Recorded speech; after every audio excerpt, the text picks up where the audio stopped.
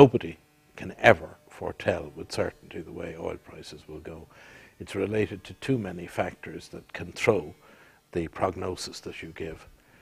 I don't think we anticipate a dramatic change in the oil price for the time being, but I can't say more than that in offering a judgment as to when it's going to increase. I think that with the onset of a recession, the growth in oil consumption obviously falls. So we're talking clearly about a question as to when that growth is going to recover.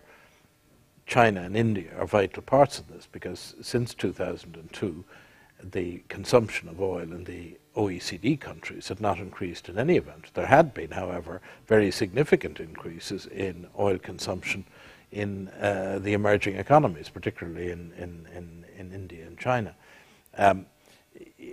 If you look out on a broader horizon for a 20-year period, it remains true to say that there's plenty of oil and gas, but that oil and gas has to be at a position in the production cycle to be available to the market. Now, the danger is that if you have very low prices for a prolonged period of time, and you're already seeing it, investments are pulled and they go down. And I think that for the medium-term future, we anticipate prices that are higher than they are today, but with troughs and peaks from time to time. We can see that there is no alternative that we believe will render oil redundant for as long as the eye can see. It's going to be needed, and it's cloud cuckoo land to believe that it can be in some way removed from the business of running the global economy. It can't. And we have to just then balance our investment against targets and budgets on an annual basis, and we have to have, from time to time, the vision to take major steps. We had the vision, I think, at the vital moment to take the major steps. We have about 7.5% of our capital, but 24% of our production in Russia, for an example.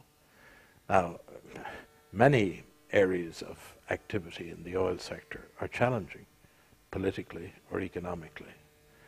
But we've been living with that for the whole of our existence. We started as the Anglo-Persian Oil Company. We were in Iraq. Yeah, and in Iran, Persia, and we were booted out. But we've been everywhere, and we've been in Iraq, and we will continue everywhere to try and operate in the local environment with, I think now, a level of ethical concern which is serious.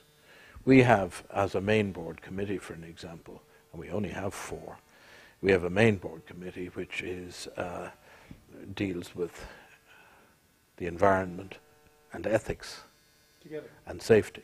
It's the Safety, Ethics and Environment Assurance Committee, which deals with issues, for an example, like corruption and having principles in regard to it, or human rights issues, or issues relating to safety, or issues relating to safety of our own workforce, or anybody else for that matter, and the environment. So we're not in the world that was formerly inhabited by the Seven Sisters. We're in a world where, hopefully, we link our activities to some form of moral position in regard to what our company should be doing.